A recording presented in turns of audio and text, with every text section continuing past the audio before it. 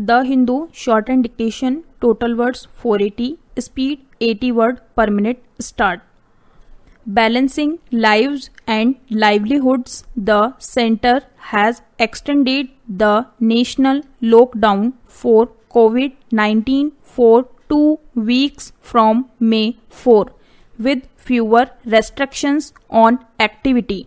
But the highly contagious virus has not disappeared, and the weeks ahead present a challenge to states. They must ensure that the gains from the lockdown in terms of a relatively low death toll and a cap on new cases are not reversed overnight in the red, orange and green zones, where normality of varying degrees is to be restored, barring the containment zones. Kerala, laud for its success in containing the pandemic, has chosen to retain some curbs even in green zones, allowing some economic activity, though not at full pace and under safeguards, was inevitable, although the stipulations in the Home Ministry's orders require a high degree of civic cooperation.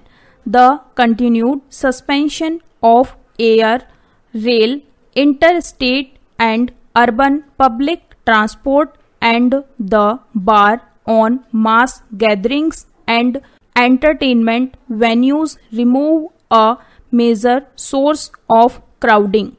Although the restrictions on the number of passengers allowed in private vehicles and taxi cabs and the protocol for personnel in industries call for strict adherence to succeed, allowing outpatient clinics to reopen and the permission given for plumbers, electricians and other technicians to work with safeguards are welcome.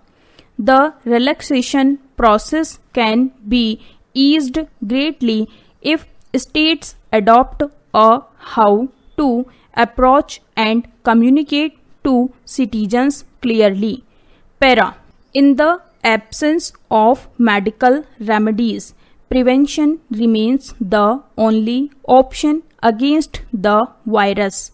Using face mask, now mandatory hand washing and physical distancing at all times are universally recognized precautions. Such measures were adopted relatively late in India, with politicians initially to even adjourn legislatures, leave alone impose strict curbs on public activity.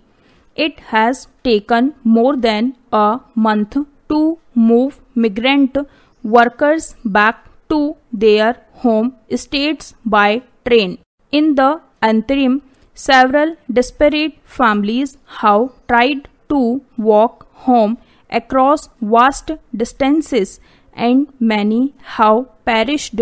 Besides ensuring decent conditions for these workers and the education of their children, states must also prepare for the arrival of expatriate workers in large numbers from West Asia and elsewhere.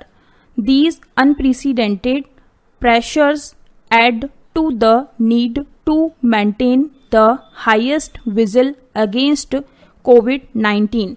Unsurprisingly, the biggest cities with a legacy of market-driven housing policies, unplanned densification, rampant pollution, and poor healthcare access are red zones with large infection clusters. Their decay is marked by the absence of unable commons, including pavements in normally crowded localities, making it difficult to maintain distancing.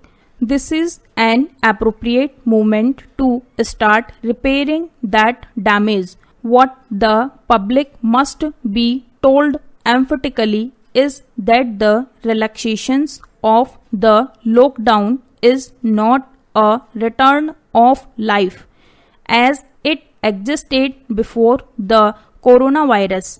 It is a new reality, one that calls for safe, measured activity. Para. West Bengal, which reported its first COVID-19 case in mid-March, has now recorded a total of 922